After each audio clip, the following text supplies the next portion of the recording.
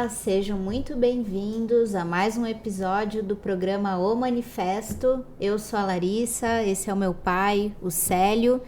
E pai, hoje o tema que nós escolhemos para debater no episódio é como que é o cenário da extrema-direita no mundo e no Brasil também. Então, pai, eu penso que ao falar desse tema, a gente poderia começar falando brevemente, né, como que a extrema-direita cresceu no mundo e em que contexto também a extrema-direita, né, avança aqui no Brasil. Então, relatar sobre os contextos históricos que levaram à extrema-direita, né, e o que vem na atualidade acontecendo, né, nos países, né, europeus, nos Estados Unidos, aqui no Brasil, né, que estão levando ao avanço desse campo, né, da mais extremo aí, né, da direita. Então, o que nós podemos falar hoje no programa, então, pai? Sobrou para mim, né, Larissa?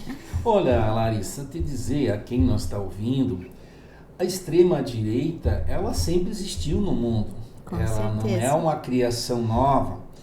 Ela é o pensamento conservador, o pensamento que vem lá da antiguidade, passou pela Idade Média, chegou no sistema capitalista e ela sempre cresce durante as crises do capitalismo. Como o sistema capitalista está numa crise mundial, então a direita cresce nesses momentos. Como ela cresceu na década de 20 e década de 30 do século passado, antes da Segunda Guerra Mundial, ou entre as duas guerras, a Primeira Guerra Mundial e a Segunda, porque na época era um período de grande crise do sistema capitalista. E nesse momento, nas últimas décadas, já desde os anos 70, então nós estamos, especialmente se aguçou em 2008, né? E mais recentemente nós estamos vivendo uma decadência relativa dos Estados Unidos e também da Europa. A Europa está perdendo espaço econômico e, consequentemente, quando você perde o espaço econômico, o crescimento econômico, você também vai perdendo nas outras áreas. E isso deixa as pessoas, tanto os capitalistas, de quem detém o capital, como dos próprios trabalhadores e da classe média, deixa meio em pânico. Então surge hoje o capitalismo, as pessoas vivem um certo temor social, as pessoas não confiam no sistema, elas percebem que existe uma crise econômica e social no mundo. E o que acontece? Então a direita, na realidade, são as mesmas pessoas que outrora defendiam o neoliberalismo, são as mesmas que sempre estiveram no poder. São as mesmas que implantaram o ultraliberalismo dos últimos 40 anos, o neoliberalismo dos últimos 40, 50 anos. Foram eles que implementaram, mas agora eles mudam de roupa, vestem uma roupagem nova, e agora eles viram que seu mesmo projeto político fracassou. O neoliberalismo, o liberalismo econômico, ele fracassou. Então, o que ocorre? Então, eles estão indo para a extrema-direita agora, mostrando, querendo defender esse mesmo sistema, porque a direita ela não defende uma nova ordem econômica e social. Não. Ela é a velha ordem econômica e social. Ela quer manter o capitalismo, mas ela vê um certo risco. Como é que o capitalismo vai sobreviver se ele permanece em crise? Poderão os partidos comunistas, os partidos socialistas crescerem e propor de fato uma nova sociedade, uma sociedade socialista numa marcha, num rumo para o comunismo. E esse é o grande temor da extrema-direita. Ela tem medo que a classe trabalhadora se fortaleça, ou que a classe trabalhadora faça alianças com os setores médios da sociedade e construa uma nova sociedade. Então, como é que você garante o sistema, o status quo? Como é que você mantém essa ordem econômica e social? Você precisa mantê-la através da força, através do terror, através do autoritarismo, através de todos os métodos da barbárie, da violência social. Exato. Você usa de todos esses instrumentos autocráticos, autoritários em todos os sentidos. Você destrói a democracia para manter o sistema. Então, essa é a política da extrema-direita. Ela cresce, então, nesse cenário de crise, mas o que ela, como eu já disse, ela não apresenta nada de novo. Ela quer manter tudo que está ali. Claro, o que ela traz digamos, alguns temperos novos, através do racismo. A extrema-direita sempre se usou do racismo, da xenofobia, né? Da homofobia, do ultranacionalismo. Né? O ultranacionalismo é uma das... Mas ela, na realidade, defende o imperialismo. Ela defende, geralmente, uma figura central, isso que a gente vê hoje. Todos os partidos de extrema-direita no mundo batem continência para os Estados Unidos, especialmente para seu chefão lá de hoje, que é o Donald Trump. Então, vide aqui no Brasil, os bolsonaristas, eles estão se refugiando lá nos Estados Unidos, dizendo que não conseguem conviver aqui, que não tem democracia no Brasil. É porque eles, na realidade, eles acreditam em mitos. A extrema-direita, ela se nutre através de símbolos, de mitos. Então, ela busca símbolos lá na Idade Média, na Antiguidade. Então, ela busca políticas conservadoras. Por exemplo, ela é homofóbica, ela não valoriza, despreza o papel da mulher na sociedade. Ela quer, na realidade, que a mulher volte para ter meramente uma função de procriadora e de cuidar dos filhos. Então, extremamente conservadora nesse sentido, quando a mulher já está no mercado de trabalho há mais de um século, e eles têm como sonho retirar a mulher do mercado de trabalho para que ela volte a fazer as funções tradicionais que ela fez outrora.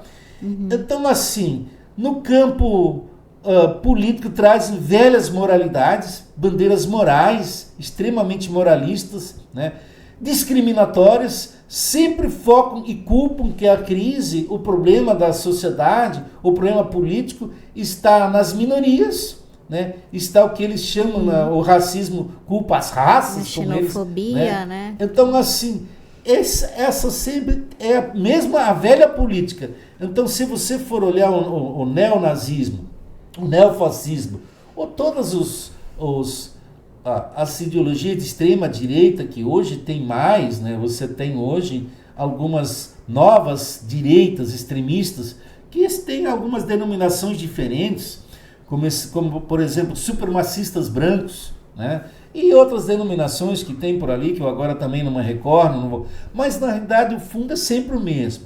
São as mesmas ideologias, são nutridas pelo preconceito, sempre precisa da figura do mito, defendem a hierarquia da sociedade, não defendem a igualdade, são contra os direitos sociais, eles hostilizam os direitos sociais, eles não aceitam direitos trabalhistas, não aceitam direitos sociais como saúde, educação, habitação, a melhoria, a igualdade, eles odeiam a igualdade, eles rejeitam, combatem a igualdade, eles não querem ouvir falar de uma sociedade de igualdade. Então os extremistas de direita, eles têm essas ideologias, mas o mais grave é que a política deles ela se baseia na violência. Eles são defensores das milícias, você usa as milícias para combater os adversários, eles defendem a eliminação física, inclusive, dos adversários, eles sonham em construir uma sociedade, apesar que a nova direita mundial hoje não coloca isso tão enfático como Hitler fazia isso, como o nazismo fazia isso no século passado, mas o sonho deles é construir uma raça pura, como eles chamam, na época pelo nazismo, a raça ariana, né, que seria a raça preferida, superior no mundo, e somente essa é que teria que prevalecer no mundo. Então você teria que eliminar todas as outras. E aí eles classificavam simploriamente o gênero humano, né, os humanos em raça ariana, em raça povos semitas e povos camitas. Essas eram as três que eles defendiam. Que os arianos seriam aqueles lá que vieram da Ásia Central, de outrora, imigraram para a Europa, viraram os indo-europeus, criarem as línguas, por exemplo, as línguas europeias, ali especialmente as línguas as alemãs, né, ou germânicas, as línguas latinas, essas línguas que predominam hoje na Europa, eles seriam os criadores dessas línguas. Cor branca, essas características que eles imaginam, e que seriam, dizia inicialmente que seriam os povos eslavos, estariam inclusos nisso. Mas depois, na Segunda Guerra Mundial, disseram que os eslavos eram uma raça inferior, e aí se referiam diretamente aos soviéticos e parte do leste europeu. Então eles também desprezaram os eslavos. Então, na realidade, não tem coerência o programa deles. A visão de mundo deles é totalmente incoerente, eles agem conforme as circunstâncias. Então, na realidade, o que eles querem, o sonho deles é criar um super império no mundo, onde todo mundo faria continência a um único imperador mundial. Na época, Hitler queria se intitular essa figura. E agora me parece que eles estão criando uma nova figura mundial figuras, né? Novas, mas que seria Donald Trump, o grande Hitler deles da atualidade. O maior deles, né? Então, assim, esse é o extremismo que tem crescido. E volto a dizer, por que cresceu? As pessoas podem perguntar, mas como se é uma ideologia tão extremista, que defende a barbárie, que quer tirar a humanidade de um estágio civilizacional? Nós nunca vivemos um estágio civilizacional avançado. A sociedade humana, o capitalismo, ele nunca conseguiu se tornar um sistema que de fato você pudesse dizer, nós vivemos um estágio civilizacional razoável, onde os direitos, as garantias fundamentais, a mínimo de igualdade e democracia está assegurado aos povos do mundo. Nunca esteve isso assegurado. Uma grande parte dos povos do mundo não conseguiram, não conhecem ainda os direitos fundamentais da humanidade, não conhecem ainda os direitos sociais, não conhecem direitos trabalhistas. O capitalismo não lhes propiciou isso. Mas o que eles hoje querem é retroceder na história, eles querem marchar para trás, querem retroceder para voltar a uma sociedade muito parecida da Idade Média, uma coisa assim. Então eles sempre têm um sonho, eles sempre sonham com um passado que seria aquele passado glorioso. Eles têm no imaginário da cabeça deles que nós temos que voltar ao que nós éramos antes, fortes, grandes. Nós não éramos um povo despedaçado como hoje, nós éramos um povo e deixamos de ser isso. E agora nós queremos retornar, queremos ser esse povo forte, gigante, que nós outrora... Aí eles não conseguem identificar bem quem era esse gigante do passado que eles querem ser. Então, eu sei que você tem muita coisa a dizer, desculpa, já falei demais, mas para introduzir o tema... Assim, você introduziu, né, o tema, pai, trouxe aí coisas bem importantes, né, sobre para a gente poder compreender a extrema-direita. Bom, como você falou, a direita não é uma novidade, né? Ela já existe ao longo da história, inclusive, né, já até antes mesmo das revoluções liberais do mundo, a extrema-direita era quem fazia parte que defendia, né, a monarquia, né? Então, eles sempre tiveram dentro desse campo, né, que gostaria que permanecessem as instituições, né? Então, a extrema-direita nunca quis o avanço social, ela sempre quis que as instituições... Muitos deles são monarquistas ainda. Até retrocedesse, né? Alguns dizem que eles defendem que as coisas se mantenham como estão, mas alguns até gostariam de retroceder à época da monarquia, né? Então, a extrema-direita, né? Eu andei lendo alguns conceitos de historiadores. Alguns historiadores, eles pontuam, né? Eles falariam que, na verdade, existe uma ultradireita, e essa ultradireita teria duas divisões, né? A primeira divisão seria uma direita radical e a outra divisão seria uma extrema direita. São duas, digamos assim, duas formas, né, de se pontuar a ultradireita. A direita radical seria ainda a direita que defende a democracia, defende as instituições democráticas. Já a extrema-direita seria a direita que não defende as instituições democráticas, mas que no fundo elas compartilham aí de muitas coisas, né, em igual.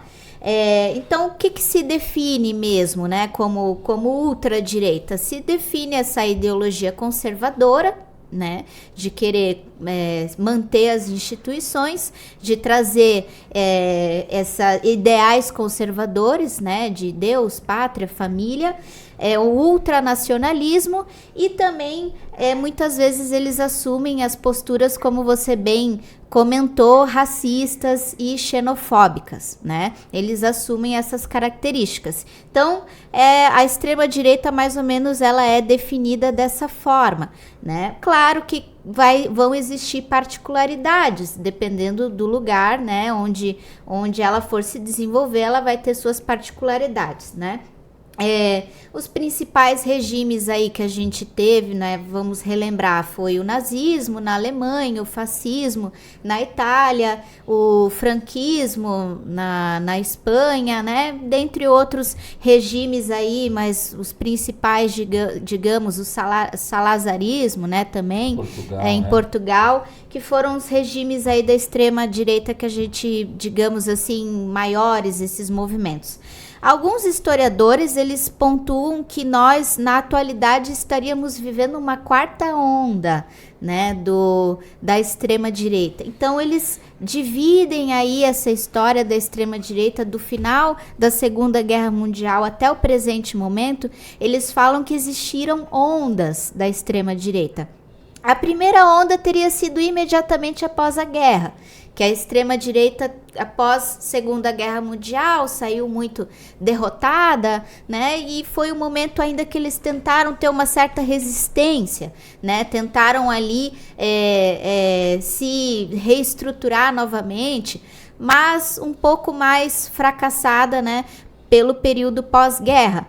Outro momento que é citado seria um momento lá da década de 50, da década de 60, seria uma segunda onda da extrema-direita, que aí a gente já vê uma outra característica, já vê uma Europa que está se reconstruindo, né? Teve um papel aí dos Estados Unidos com o Plano Marshall em reestruturar a Europa, que havia sido devastada na Segunda Guerra Mundial, e o Plano Marshall tinha também por objetivo de conter o avanço, né, da União Soviética, fazer essa aliança com a Europa. Então, ali é um período onde a Europa começa a se reerguer, começa a fomentar novamente a economia europeia, que estava arrasada, né, destruída, e nesse momento, nessa segunda onda, a extrema-direita ganha um pouco mais de força. E daí nós teríamos a terceira onda, que daí já é na década de 80, década de 90, onde a gente teve aí um grande crescimento, especialmente na França, do Le Pen, né, que começa a crescer, ascender ali com o partido francês, que agora não recordo o nome, é Frente Nacional, né, o nome do partido francês. E aí a gente começa já a ver uma nova cara, né, da extrema-direita. Até que a gente tem a quarta onda, que eles falam que seria o que nós vivemos na atualidade. Qual seria o grande marco que teria pontuado o início dessa quarta onda? Alguns falam que especialmente a crise de 2008, né? Então, como você bem pontuou, pai, a extrema-direita, ela cresce a partir das crises do capitalismo. Então, sempre quando o capitalismo entra em uma crise, a extrema-direita, ela vem com esse discurso, né? Sempre de culpabilizar especialmente os imigrantes, os negros, as mulheres, né? Eles procuram esses culpados, né, pela crise que está acontecendo, e aí ela ganha força, né? As pessoas que estão com problemas financeiros, passando fome, começam a se apegar muitas vezes nessa ideologia, acreditar que realmente o problema está lá no vizinho que veio de outro país, e aí assim a extrema-direita consegue, né, crescer. Então, alguns diriam que ali essa nova onda, essa quarta onda viria ali a partir de 2008, com a crise. E claro, uma série de fatores, né, de fatos históricos também contribuíram. A guerra na Ucrânia seria também um fator que contribuiu para a ascensão da extrema-direita, né, fortalecer a extrema-direita, na verdade. Donald Trump, né, vencendo nos Estados Unidos, influenciou bastante, né, o cenário da extrema-direita no mundo, especialmente aqui na América Latina, dentre outros fatores históricos, então, que foram acontecendo. A crise dos refugiados, muitos também citam como, né, aí algo que fomentou a ascensão da extrema-direita, porque ela usa, né, dessas particularidades, ela usa desse discurso, né, anti-xenofóbico mesmo, né, contra os refugiados para conseguir crescer e cooptar as pessoas, né, no seu movimento. Claro, aí falando de Brasil, né, eu penso que no Brasil a gente tem que entender que existem algumas particularidades, né, da extrema-direita aqui no Brasil. Eu gostaria de pontuar, né, que aqui no Brasil a gente teve especialmente o movimento integralista, né, ali foi no período pós-guerra, né, que veio esse movimento integralista, que começou a crescer, esse movimento de extrema direita. Claro que antes a gente já tinha, né, esse pensamento, mas que começou a crescer e ficar muito forte aqui no Brasil, né? Alguns historiadores, eles falam de algo que eles falam em transnacionalização da extrema direita, né? Então eles falam que a extrema direita no Brasil, ela sofre influência, né, dos movimentos internacionais, né, transnacionais que vem acontecendo, mas ela também tem as suas características particulares, né, da extrema direita no Brasil. Então ali eles pontuam algumas questões, né, eles pontuam principalmente o período da ditadura militar, né, onde seria um período de uma luta anticomunista. Isso é uma coisa que eles citam. A extrema-direita na América Latina, ela vem com um discurso anticomunista muito forte, por causa de Cuba, né, eles queriam conter o avanço, né, socialista cubano na América Latina, então eles tinham que ter um forte argumento anticomunista. Então, a partir daí, a gente vê, né, a gente tem como resultado a ditadura militar no Brasil, e depois, agora, né, nessa quarta onda aí da extrema direita, a gente vê o bolsonarismo crescendo, né? Então, como que seria o bolsonarismo? Ele ganharia força com o trumpismo dos Estados Unidos, né? Ele estaria, especialmente ali, as ideias do Steve Bannon, né? O Steve Bannon, então, seria hoje, talvez o atual, digamos assim, guru da extrema-direita, né? Falando do movimento internacional, que, né, fortalece a extrema-direita no mundo. E aí eles fazem principalmente aí uma relação com o Eduardo Bolsonaro, né? O Eduardo Bolsonaro seria esse agente, então, né, que tem contato com Steve Bannon e que articula aqui a extrema-direita na América Latina, inclusive encontros do próprio Eduardo Bolsonaro até com Javier Milei, com outros, né, aqui da América Latina, e que fizeram esse fortalecimento, então, da extrema-direita aqui no sul global. E hoje também a extrema-direita tem uma particularidade que ela muda, né, do século passado, que é o discurso anti-China, que agora vem muito forte, né, nessa quarta onda da extrema-direita, então, onde, né, eles tentam, né, trazer a América Latina junto aos Estados Unidos, junto à Europa, nesse discurso anti-China, né, querendo agora, então, combater o avanço chinês, o tão temido socialismo chinês, que eles aparentemente têm muito medo. Mas como você bem pontuou, pai, de novo, a extrema-direita também não tem muita coisa. Ela muda uma coisa ali, um contexto aqui, ganha uma roupagem nova, mas é o mesmo discurso de sempre, né? O mesmo discurso contra as mulheres, contra imigrantes, né? De não querer um avanço da sociedade, não querer a igualdade social. Então, pai, como que você acha que teria algo a mais que a gente poderia contribuir nessa discussão sobre por que a extrema-direita, mesmo a gente já vendo através da história, né? Por exemplo, o nazismo alemão foi um período em que a Alemanha ficou arrasada, derrotada, as pessoas viram tudo o que aconteceu. Por que a extrema-direita continua ganhando força, mesmo com as pessoas sabendo de tudo o que aconteceu? O que a gente pode dizer sobre isso? Eu acho que isso são vários fatores, né?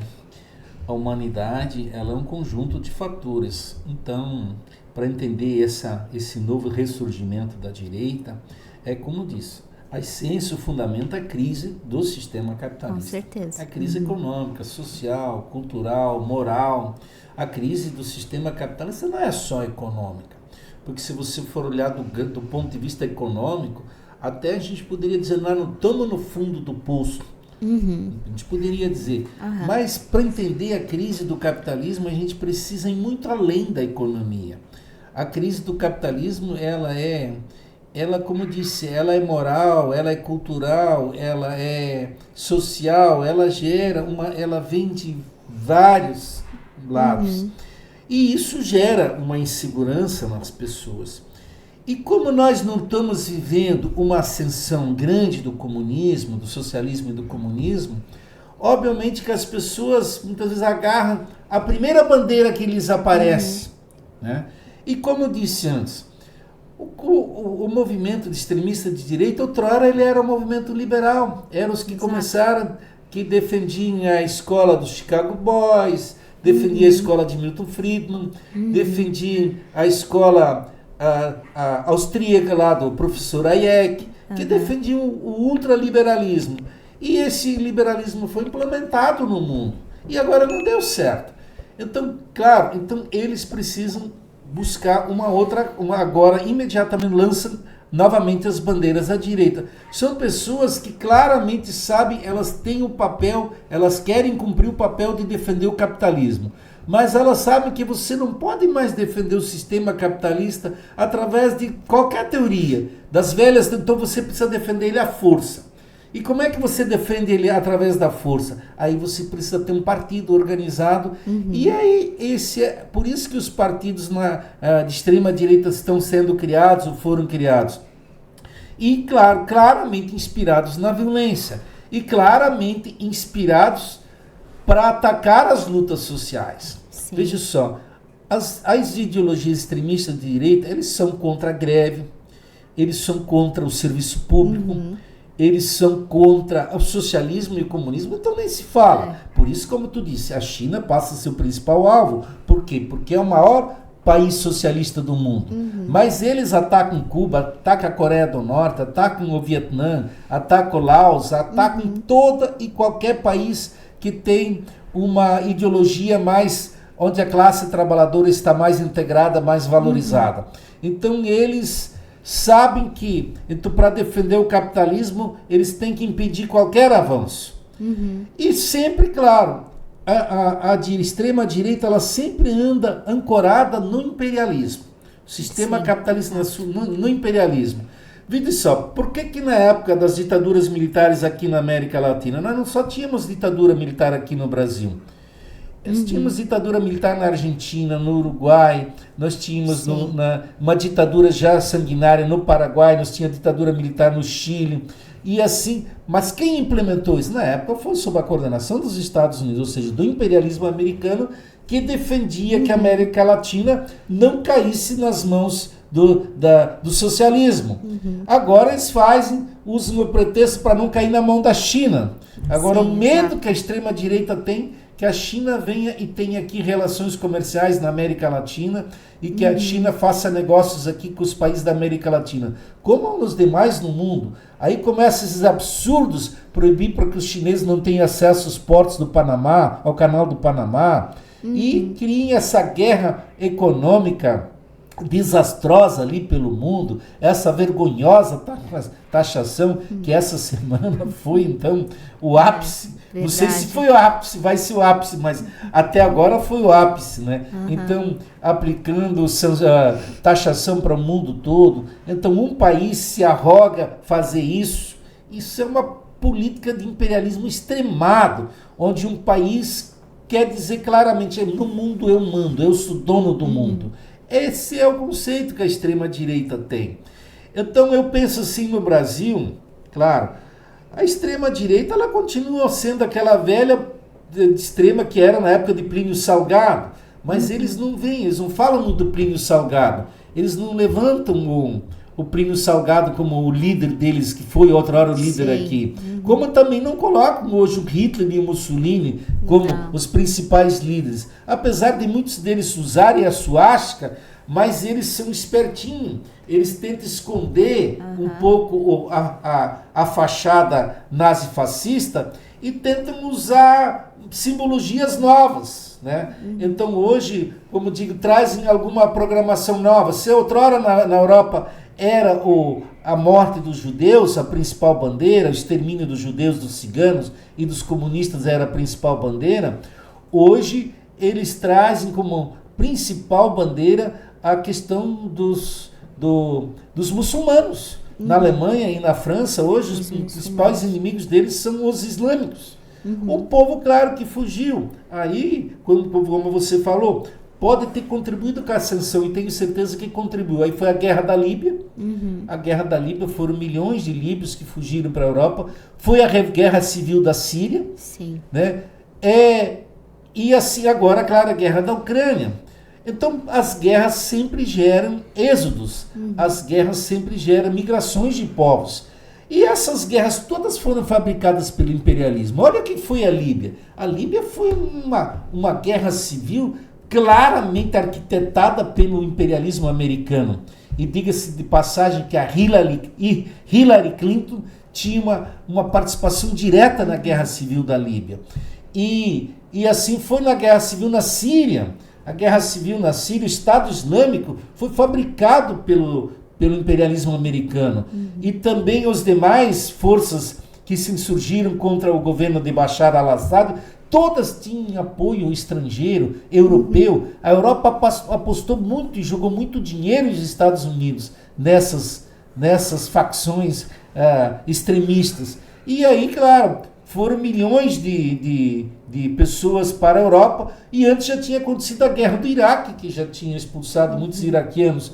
Então as guerras, claro, elas são fomentadas pelo imperialismo, elas são guerras imperialistas, mas elas contribuem diretamente para a ascensão da extrema-direita.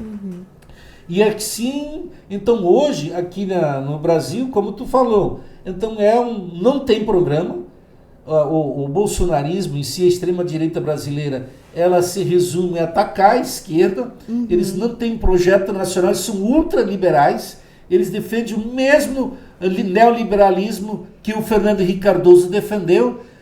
Grande parte da militância do PSDB hoje está tudo na extrema-direita. O PSDB esvaziou os partidos de centro-direita no Brasil, a maioria deles esvaziaram, se juntaram hoje no bolsonarismo. Isso prova, que eu disse no início desse programa, que os velhos neoliberais, os liberais antigos que outrora ostentavam a bandeira liberal, agora estão ostentando as bandeiras fascistas, as bandeiras da extrema-direita. Então é uma forma de manter o sistema como ele está, para que ele não mude nada. Então, assim, na América Latina, vocês viram ali a vitória do Milei na Argentina. Ridícula essa figura, né? O que ele está fazendo com a Argentina? Se a Argentina já estava totalmente fragilizada, uma economia com enormes problemas, né? Que precisava ser tirado daquele fosso que ela estava, agora então está sendo jogado para mais fundo ainda, para um desastre total. Então, assim, essa é a política da extrema-direita. O Bolsonaro ficou 4 anos aqui no poder. O que ele fez? Reforma trabalhista no período dele, para liquidar os direitos dos trabalhadores. Não conseguiu liquidar tudo, porque ainda tinha uma parte do Congresso Nacional que resistiu bastante. O movimento social também resistiu contra essa reforma trabalhista. Mas, no geral, antes também, como foi a reforma da Previdência, que já eram os mesmos que defenderam a reforma trabalhista, também que foram os que fizeram a reforma da Previdência sob o governo do Temer. Então, é a mesma direita que agora botou, como disse antes, um pouco de pimenta a mais, um pouco de tempero a mais, radicalizou, né? Então, aí agora estão se apresentando como oposição ao governo, mas na prática o que eles querem é impedir qualquer avanço do governo do Lula hoje. Exato. Eles não querem que o Lula consiga nada, eles estão conseguindo frear o governo do Lula. E diga de passagem, até agora eles conseguiram frear muito bem o governo do Lula. E tanto que o governo do Lula não tem essa popularidade hoje para que possa dar um salto para frente para jogar essa extrema-direita num certo escanteio, de fazer um recuo para eles. Então, o que precisa, na realidade, as massas populares no Brasil, o povo brasileiro precisa acordar. Aquele que sonha com uma sociedade melhor, que sonha com o avanço, que sonha com justiça social, que sonha com democracia, que quer a integração da América Latina, mas de um ponto de vista humano, de um ponto de vista harmônico, que defende o Sul global, que defende que o mundo, que a riqueza e o desenvolvimento, que todo país tenha direito ao desenvolvimento. Hoje a grande maioria das nações estão proibidas de crescer, não tem direito ao desenvolvimento econômico, essa é que é a dura realidade. E o que a extrema-direita tem para apresentar para esses, por exemplo, para uma África?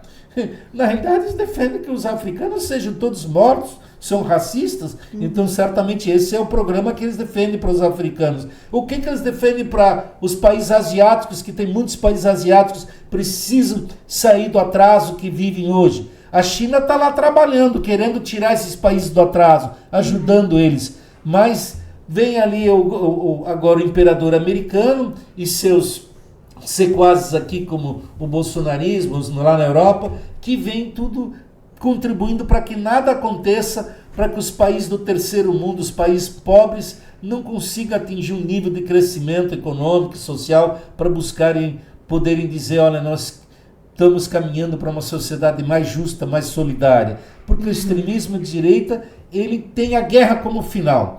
O objetivo final, imediato e final, sempre é a guerra. E eles terminam com a guerra.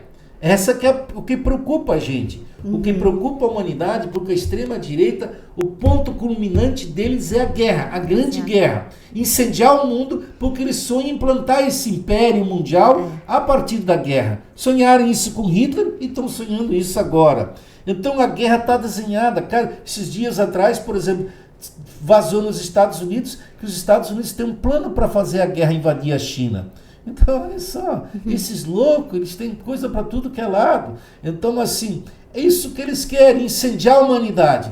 Não trabalhar a prosperidade, buscar saídas através da paz, buscar saídas através de acordos, buscar saídas para você conseguir contornar os problemas da humanidade. Então, eles, na realidade, mais lenha na fogueira, mais problemas eles criam para a humanidade. Então esse é o objetivo final da extrema-direita no mundo. Porque ela não tem um programa de justiça social, de crescimento econômico, não tem um programa de distribuição de renda, não tem um programa para nada, para saúde, para habitação, para melhoria, qualidade, para agricultura, não tem nada. Deles é o desmatamento, é incendiar o planeta também através do aquecimento global. Os são negacionistas em todas as áreas, nega até uma vacina. Imagina, para eles não existe aquecimento global e o planeta defende mesmo, olha que você pode depredar o planeta, você tem direito a usar o planeta da forma mais predatória que você pode imaginar, pode desmatar tudo, a floresta para eles não serve para nada, a floresta você tem que incendiar, tem que botar fogo nela. Esses são os princípios que norteiam a extrema-direita no mundo hoje. Sim. Você pontuou ali, trouxe uma questão muito importante, né?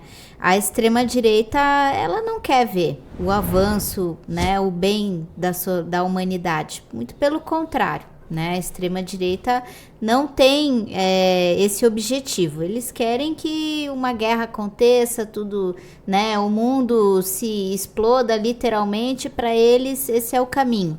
Eles são negacionistas, né? Eles negam a ciência, negam o aquecimento global, negam absolutamente tudo, né? Então eles fomentam cada vez mais, incentivam, colocam a lenha na fogueira para que esses conflitos, né? E como você bem pontuou, uma guerra, né, venha a acontecer. Então, penso eu que para a gente finalizar então o programa, o que a gente poderia pontuar, Pai, sobre, né, você já até citou uma questão aqui, sobre o que a gente espera desse futuro aí da extrema-direita, tanto no mundo quanto no Brasil, o que nós podemos esperar daqui para frente? O que você acha? Os povos, o mundo, a classe trabalhadora, os setores médios da sociedade, o pequeno e médio empresariado, os camponeses, os agricultores médios desse mundo, eles, não só nós no Brasil, todo mundo tem que se erguer contra você, tem que denunciar essa direita, tem que mostrar que essa direita não tem projeto para a humanidade, que ela tem sim um projeto para o fim dessa humanidade. Exato. Ela não tem um projeto, um sonho para a nossa juventude, ela não tem um sonho para ninguém.